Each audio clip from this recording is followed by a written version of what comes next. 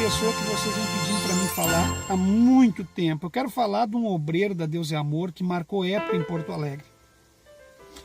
Quero falar de um obreiro da IPDA que deixou saudade em Porto Alegre, que marcou época em Porto Alegre. Eu acredito que em outros estados da federação ele também teve passagem, teve uma boa passagem por São Paulo. Era um grande amigo da família Miranda e um obreiro que deixou uma marca muito grande aqui no Rio Grande do Sul. Quero falar para vocês sobre a pessoa do presbítero José Borges. Eu quero falar sobre o José Borges. Quem não conheceu o José Borges aqui em Porto Alegre? Quem não acompanhou o ministério do José Borges? Bom, meus irmãos, o José Borges tinha umas peculiaridades na vida dele. Eu não sei se vocês sabem, mas o José Borges, apesar de ser um ex-drogado, um ex-viciado, um camarada que se metia em rolo... Mas o cidadão foi muito educado comigo. Arrumou uma cadeira bonita, irmão, tudo cadeira. Cada um tinha que levar a cadeira para sentar. Os que moravam nas imediações, quem está entendendo? A situação que vivia a igreja naquela época, né?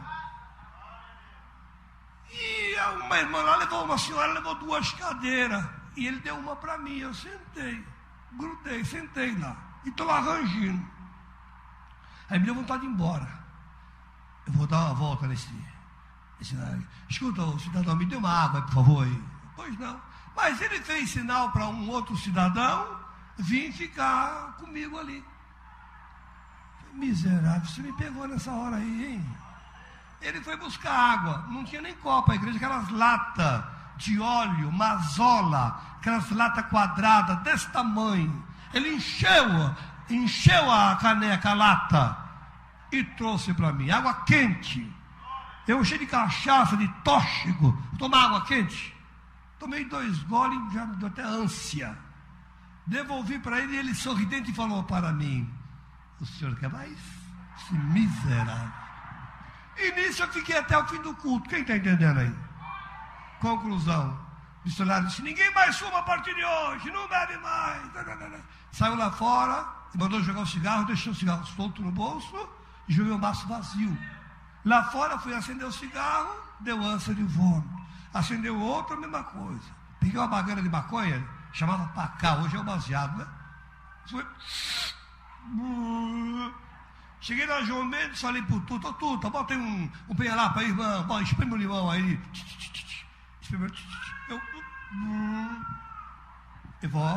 É o que aquele gordão falou, hein? A partir desse dia, nunca mais saí da igreja. Amém? Só um minutinho. Escuta aqui. Cheguei na minha casa, falei: mãe, agora eu sou crente. Mãe, o quê? Sou crente agora. Você é crente? Onde você teve? Eu estive na igreja do Davi Miranda. Agora sou crente do Davi Miranda. Minha mãe: não, você é crente da igreja Deus é Amor, e o Davi Miranda é o líder, é o presidente. Sei lá, você quer do Davi Miranda. Minha mãe: cuidado com o que você fez. Quem está entendendo aí? Mas aí Jesus entrou de tal maneira no meu coração que eu fiquei doido, irmão. No mesmo dia, à noite. Aquelas vitrolas compridas, você botava o disco e ia caindo. Quem lembra? Parecia um móvel, parecia uma penteadeira. Novinha, botei no terreiro. Eu namorava uma tal de Ritinha, que era da macumba também. Botei fogo na vitrola e taquei querosene, batei fogo. Incendiou tudo. Peguei os discos, olha, os LPs. Ray Cunningham, os incríveis Beatles, Beatles, no caso, os Rolling Stones, Elvis Presley, Alice Cooper, tudo disco da elite. Quebrei tudo. A Ritinha correu lá, Dona Helena era minha mãe. O Zezinho ficou doido. A minha mãe disse: não, Ritinha, está sentindo o gosto do céu. Amém? Sentei na cadeira, falei assim: pai, corta meu cabelo. Meu pai já estava meio assim, deixa que o pai corta, filho. O pai é barbeiro. E cortou, irmão. Caminho de rato para tudo quanto é jeito. Mas cortou. Aí minha mãe disse: olha, só que você para ir na igreja tem que arrumar um sapato, botinha, carro, não fica bem. Eu ia para a vigília sábado. Com uma semana eu já fui para a vigília, hein? E aí eu serrei a botinha. Medi o salto do meu pai, o Vulcabras, e serrei. Ao serrar, a palmeira cortou e o bico virou para cima. Eu andava na rua com o bico virado para cima e eu também olhando para cima, irmão. E Jesus dentro de mim. Mãe, como é que eu faço para falar que nem a senhora fala? Vai na vigília. Eu fui. Chegou lá, não deixaram eu entrar. Aqui você não pode entrar, você não é crente. Sou, não é. Aí fecharam a porta, estava garoando. Orei lá fora. Lá dentro orou uns 10 crentes, entre eles a minha esposa, estava lá. Não batizou ninguém. Tudo que o irmão falava lá, eu falava lá fora. Minha mãe tinha me dado uma Bíblia. Amém? Calma. Não se apresse não, viu? Aí, conclusão. Eu orei lá fora, Jesus me batizou lá fora. Aí o pastor disse, entra, vamos trazer. Olha aqui, aí foram lá chamar eu. Aí eu entrei acima. E os crentes, tudo com cara de gato, com meu canário. Ninguém, uns dormindo, outros cochilando, e eu pegando fogo. Amém? O Peruche, saí na Mangueira no Rio 3 anos. Eu era da comissão de frente, comissão de frente de terno. Quem está entendendo aí? Eu fui da área da bateria, tamborim, e tocava com 2 pauzinhos. Você sabe, cadê o Regi? Parecido. Quando toca um pauzinho só, é a pessoa que está aprendendo. 2 pauzinhos é quem conhece a área. Eu tocava com 2 pauzinhos. 13 anos! Entendeu? Mestre de capoeira. Foi tudo nessa vida. Traficante de tóxico, viu, menina? Se soubesse o que é carnaval, você nem passava perto. Carnaval é festa do diabo. Eu digo porque eu estive lá, não é porque me falaram, não. Quem está entendendo? Eu pulava carnaval na sexta, no sábado, no domingo, e na segunda-feira ia pro salão de baile. Chegava em casa assim, ó. Tô que tô. Tava nada, agora que eu tô que tô. Quer ir no inferno? Você quer ir no inferno? É só você ir pular o carnaval. Você já está no inferno. O sinônimo de carnaval é inferno. Os carnavalescos aqui, as colombinas, os arlequins, por favor, se quiser ficar com raiva de mim, pode dar com raiva de mim. Quer bater em mim? Bate neles aqui. Eu não. Que negócio é esse? Bate no diácono João Martins, homem forte, robusto. Bate no Ronil, esse barrigudinho aqui, ó. Mas não venha bater em mim, não. Porque eu tenho alergia à burdoada. Se me derem uma burdoada, eu caio na hora. Pois que eu tenho medo de apanhar e de morrer. Eu gosto de viver. O José Borges tinha uma característica com ele também bastante complicada. Ele tinha um medo de avião, mas um medo lascado de avião. O José Borges não embarcava no avião, acho que só amarrado. E ainda, eu acho que nem amarrado ele embarcaria no avião. Então era normal dos presbíteros que cuidaram de Porto Alegre ir para São Paulo de avião, chegar lá na frente dos demais nas reuniões, mas o José Borges não, o José Borges ia de ônibus. O José Borges tinha um medo de avião, que ele não entrava num avião. Não sei se era fobia, o que ele tinha esse homem, uma fobia que imbuía medo assim, um medo extravagante. Mas na obra de Deus era um homem muito corajoso. José Borges era um homem de coragem, um homem de perfil e um homem que pregava a palavra de Deus e era usado por Deus no tempo que ainda esses homens da IPDA tinham respeito pelo dom de Deus e falavam com respeito que Deus lhes mostrava e lhes entregava.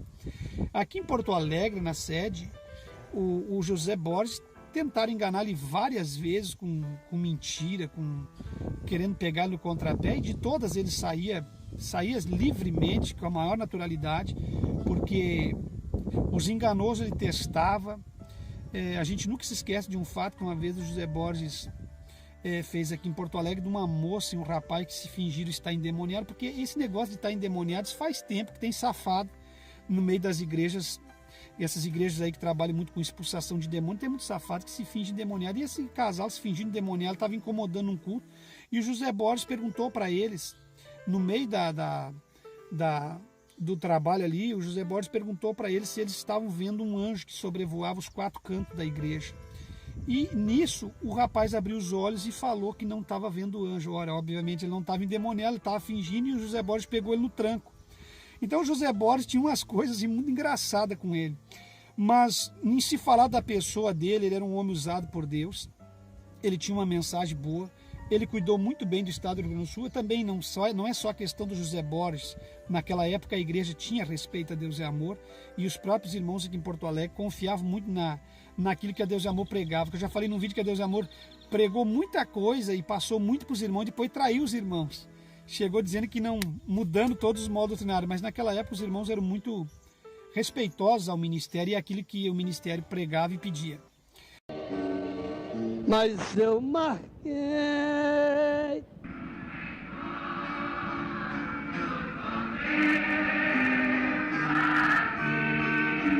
neste santo lugar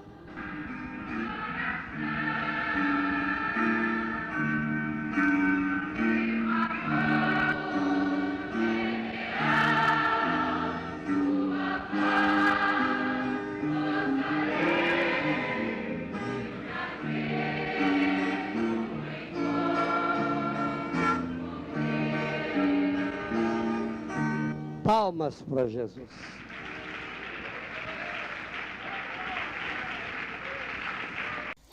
E eu me lembro de um fato marcante na minha vida com o José Borges. Bom, o José Borges, para quem não sabe, ele foi o primeiro homem que a minha esposa viu pregando o evangelho. Ele foi a primeira pessoa que trouxe a primeira palavra para minha esposa no dia que a minha esposa foi na igreja pela primeira vez. Nós marcamos uma viagem para visitar o meu falecido pai na cidade de Camaquã, que é uma cidade próxima a Pelotas, aqui no estado do Rio Grande do Sul. E nós fomos aqui da nossa cidade de Ivoti para Porto Alegre. Para lá nós pegáramos o ônibus na rodoviária para irmos para visitar meu pai. Nós íamos embarcar lá em Porto Alegre às 8 horas da noite. Mas eu não sei o que aconteceu, que deu uma coisa assim, um atraso, um branco assim, que parecia que nós estávamos dentro do horário, e nós acabamos perdendo aquele ônibus lá em Porto Alegre. Lembrando que eu e minha mulher não éramos crentes, nem eu nem ela, não fazíamos ainda parte da igreja. Eu conheci o evangelho, nasci num berço cristão e saí, nunca tomei a decisão dentro do evangelho, fui me converter já jovem. Mas sempre indo na igreja desde menininho, acompanhando a igreja, Deus e Amor, Assembleia de Deus, eram as duas que me levavam sempre, porque a minha família era, a família do meu pai era Deus e Amor, a família da minha mãe era da Assembleia, então sempre me levando ali, meus irmãos quando se converteram sempre me levando. Bom, meus irmãos, o que eu quero dizer para vocês? O ônibus atrasou, perdemos o ônibus, mas nós não tínhamos em mente de igreja nada. De repente bateu em nós um sentimento de ir num lugar assim, matar tempo. Vamos dar uma volta, vamos aqui num barzinho, tomar uma coca, vamos em algum lugar. Aí nisso que eu estou indo, me lembrei, não, mas tem a igreja ali, a Igreja de Deus e Amor. Vamos lá na igreja, no culto. Vamos lá no culto. Mas eu não queria saber de ser crente, não queria saber de culto. E aí fomos no tal culto. Chegamos lá, estava o José Borges pregando, a gente já sabia do José Borges tudo. Chegamos lá ele pregando. O José Borges pregando, aquele jeito dele debochado, se movendo, se mexendo. O José Borges ele era meio debochado para pregar. Não sei quem conheceu o José Borges na íntegra sabe o que eu estou falando. E o José Borges estava testemunhando a vida dele quando ele ia no carnaval. Daniel, capítulo 6, e o versículo, a partir do versículo 26. Presta atenção, eu vou ler, depois nós vamos conversar um pouco aqui. Escute. Da minha parte é feito um decreto, pelo qual em todo o domínio do meu reino, os homens tremam e temam perante o Deus de Daniel, porque ele é o Deus vivo e para sempre permanente, e o seu reino não se pode destruir. O seu domínio é até o fim. Ele livra e salva, e opera sinais e maravilhas nos céus e na terra. Ele livrou Daniel do poder dos leões. Este Daniel, pois, prosperou no reinado de Dário e no reinado de Ciro, o persa. Senta um instante. Olha aqui. Amém? Eu creio que todos os irmãos conhecem aqui a história bíblica. Conversa não, irmã? Que irmã conversa aquela ali, ó? Foi. Amém? Quando a Bíblia diz que Daniel foi lançado em uma cova onde havia leões, quem já leu isso na Bíblia? E ali, irmão, diz o texto que o rei passou a noite em claro, não conseguia mais dormir, preocupado com Daniel. E pela manhã ele foi até a sepultura, ou melhor dizendo, até a cova. E ali na beira da cova ele gritou: "Ô Daniel, queira que o Deus que você serve tenha te livrado." E ele respondeu lá daquela cova, a saudação da época: "Ó rei, vive para sempre." Encerra por aí. Amém. Agora chegamos na leitura que fizemos aqui essa noite.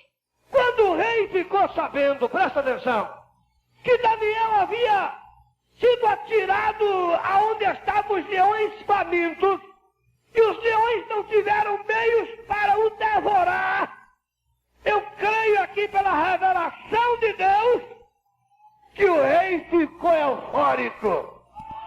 Eu quero crer que ele começou a dizer: "Isto aqui é Deus."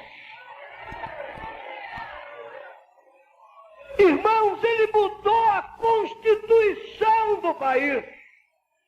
O decreto, a lei daquela época, ele mudou.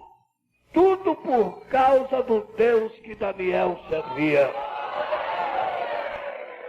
Porque, irmãos, os leões estavam famintos, querendo alguma coisa para comer.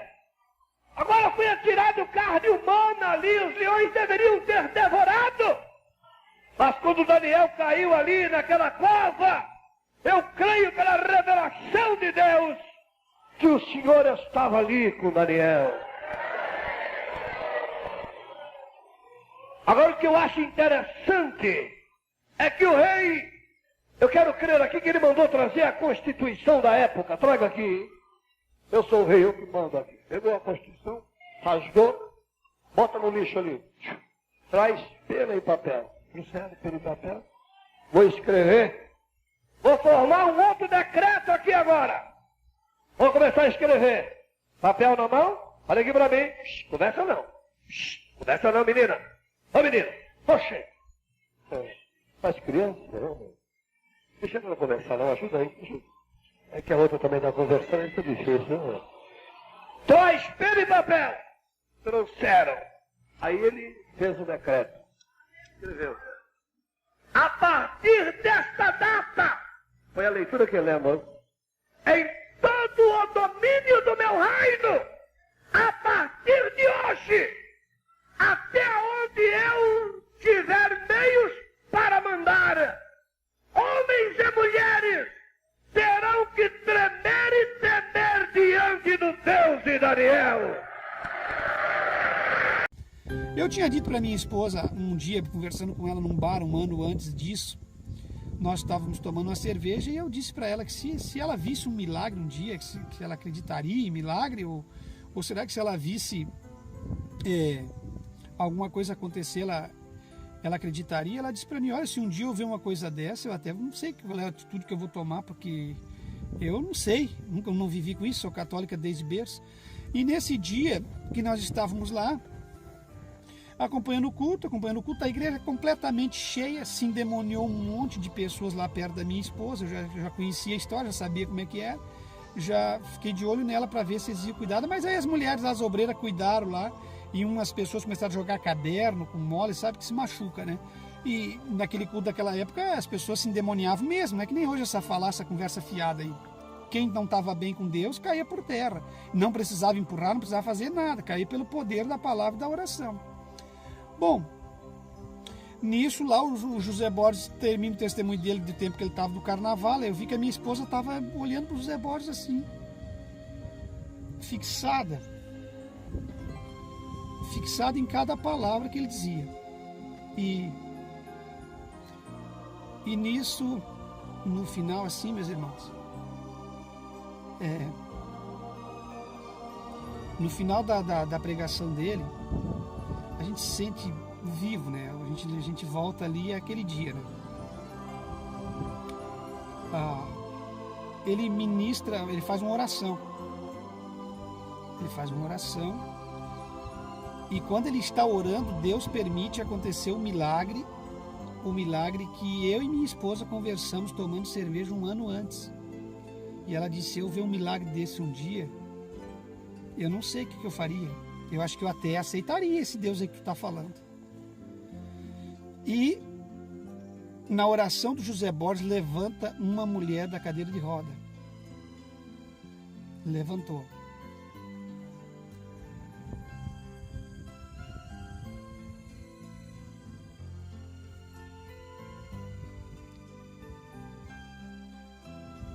Levantou, meus irmãos. Levantou sem ninguém fazer nada. Sem ninguém tocar em nada. E a minha esposa ficou apavorada. Aí eu olhei do lado, assim, nós ficamos lado a lado, para nós, quando saíssemos para pegar o ônibus da meia-noite ou 10 horas, era uma vigília, nós íamos sair junto, combinados. Então a minha esposa ficou impressionada e olhando. E o José Borges terminou, decentemente como era, não era que nem essa bagunça de hoje, terminou o culto, deu amém e perguntou quem queria aceitar Jesus. Quando ele perguntou quem queria aceitar Jesus,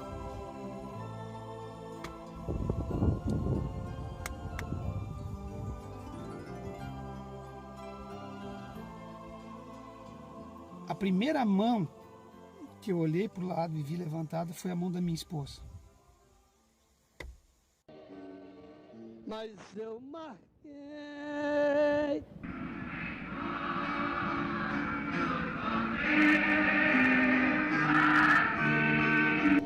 neste santo lugar.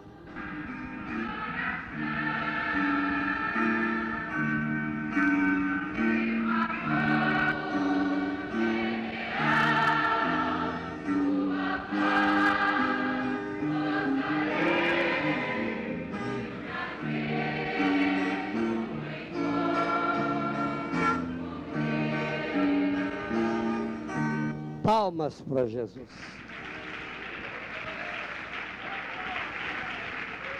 Para vocês que perguntaram se eu conheci José Borges,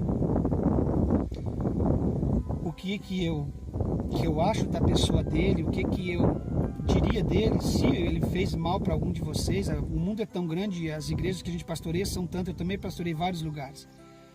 Mas para mim, para nós, ele representou muito. Para os meus irmãos, para minha família, ele representou bastante. Inclusive, esse culto está registrado na eternidade. O dia que ele pregou e que a minha esposa aceitou Jesus. Toda a sua vida católica, nunca tinha colocado uma saia. Um dia eu vou testemunhar sobre a minha esposa, vou pedir para ela falar junto. Nunca ela tinha colocado uma saia. Não é que nem hoje que os crentes da Deus e Amor da Assembleia, os da Deus e Amor da Assembleia insistem, ou qualquer igreja fica oprimindo alguém para abandonar uma saia.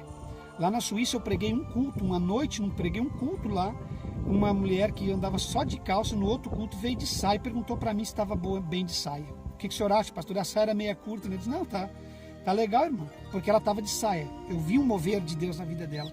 E a partir daquele dia, minha esposa nunca mais usou uma bermuda. Ela colocou saia aquilo foi sábado, viajamos sábado, domingo, na segunda-feira, ela já fez aquelas saias. Naquela época as irmãs usavam aquela saia comprida, aquela saia de Assembleia de Deus, aquela saia comprida. Ela já usou aquela saia. Alguém vai perguntar: mas o José Borges pregou, e o José Borges pregou, minha esposa aceitou a Cristo e nós ficamos na Assembleia. Nós ficamos na Assembleia de Deus, porque na Assembleia de Deus nós estávamos perto dela, onde nós morávamos tinha igreja, e Deus devia ter alguma coisa conosco ali onde nós estávamos. Bom, mas o que eu quero dizer? A paralítica andou, a Maraik se lembrou de um ano atrás, quando nós estávamos tomando cerveja e falando, e Deus proporcionou que aquilo que nós falamos um ano antes aconteceu lá no culto, e ela se converteu. E a minha esposa é a única crente da família até hoje. Isso passou-se quase 25 anos. Vocês entenderam? E é a única crente da família até hoje. Houve uma mudança, a família conseguiu entender ela, não perseguiu mais, mas conversão não houve. Então Deus tinha um plano extraordinário com a minha esposa e usou o José Borges para consumar a conversão dela. E o José Borges, para mim, é um homem extraordinário como servo de Deus. Um homem que ele tinha uma mensagem simples, mas ele era usado por Deus quando ele pregava, ele era usado por Deus nos talentos que Deus tinha dado a ele, e ele cuidou muito bem da igreja aqui em Porto Alegre. Eu poderia continuar falando aqui do José Borges bastante, muitas coisas, mas o que mais me marcou na minha vida foi ele ser usado por Deus para minha esposa aceitar a Cristo num culto em que ele pregou. Primeira vez que minha esposa entrou dentro da igreja, Deus fez cumprir tudo aquilo que nós comentávamos e a conversão dela na pregação do José Borges.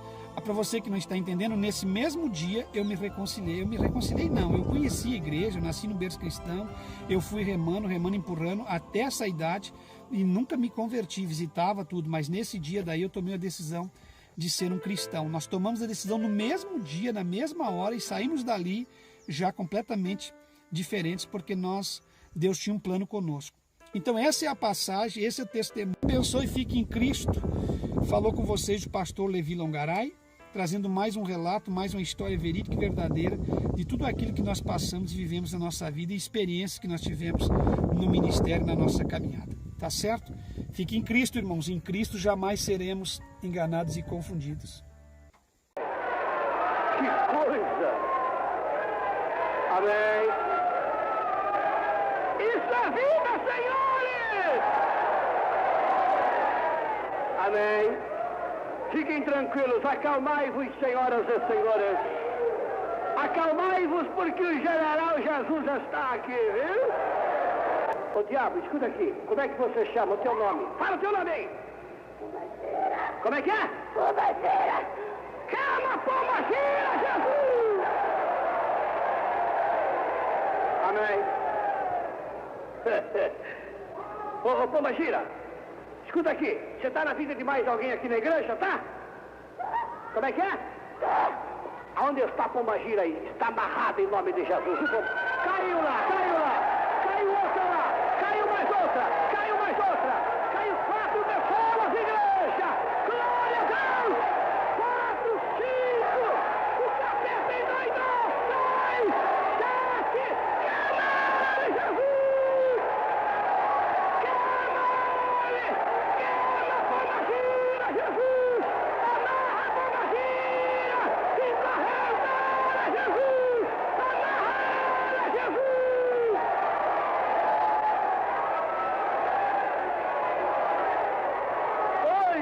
Que coisa!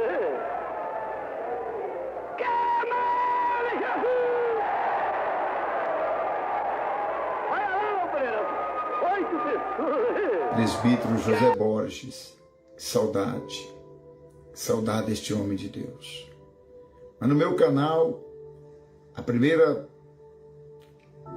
Olha, eu me lembro muito bem que quem andava sempre com o presbítero José Borges, ele era o cooperador José Santos. Meu Deus, era jovenzinho também. Oh, meu Deus. Né? José Santos andava muito com o presbítero José Borges. O presbítero José Borges, ele era ali da região de Campo Limpo, Zona Sul. E eu era mais da região ali do Grajaú, Vila São José, né? Enquanto o presbítero José Borges era mais ali de Campo Limpo, São Luís, né? Taboão da Serra, né? E eu era da parte contrária lá da Zona Sul. E que bênção! Queima, queima, queima com fogo da glória!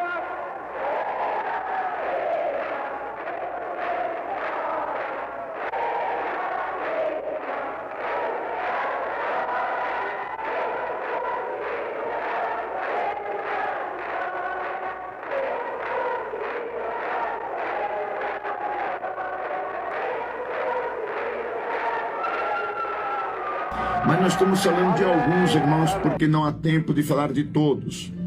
E também o presbítero José Borges. Quem não se lembra deste grande homem de Deus também? Presbítero José Borges. Muitas pessoas dizem, mas fulano, ciclano, tal. Irmãos, quem não teve ou não tem nenhuma falha, seja o primeiro a atirar a pedra. Seja o primeiro a atirar a pedra. Eu já vi muitas pessoas falando, até de homens de Deus que partiram, mas eu quero dizer a você o seguinte, irmãos. O presbítero José Borges mesmo, quando eu soube, né, que ele tinha partido, isto doeu o meu coração. Por quê? Porque nós éramos muito amigos, né? Muito amigos mesmo. Eu já não morava mais no Brasil, mas quando eu soube da sua morte, que foi, meus irmãos, para mim um descuido muito grande, né? Porque eu acho que deveriam cuidar melhor dele, né? Quem deveria cuidar melhor dele? O ministério. O ministério deveria cuidar melhor deste grande homem de Deus, né? O pastor José Borges. Enfim, irmãos, muitos homens de Deus, se eu for... E os crentes, tudo com cara de gato, com meu canário. Ninguém, tudo, uns dormindo, uns cochilando, e eu pegando fogo. Amém? Botaram eu para tomar conta de uma igreja que só não tinha ninguém, irmão. Só tinha eu mesmo. Não tinha ninguém. Aí fui para a Feira dos Baianos, era chamado Feira dos Baianos. Botava aquelas pernil e cortava assim, vendia na balança. Quem já viu isso? Já ouviu falar? Aí fui lá, irmão, baile de chuva, era assim, eu sozinho. Aí chamei um rapaz para me ajudar, nem crente era. Arrumei uma caixinha de maçã e fiz uma oração lá, glória, glória, naquela corneta. Caiu endemoniado para tudo quanto foi lado. Eu cheio do Espírito Santo, irmão. Quem está entendendo aí? Nem escovar dente, não escovei esse dia. Para não quebrar o jejum. Que sabedoria, né? Ninguém explicava, não sabia. Caiu uns 40, irmão. A baianada, olha o olho dos baianos para cima de mim. Esse homem é que nem o Padre Inciso. Aí, irmão, depois que expulsei os diabos tudo e falei, quem quer receber coisa bonita? E blá, blá, blá. Aí o paralítico andou. Aí todo mundo, vem aqui que eu vou dar o endereço.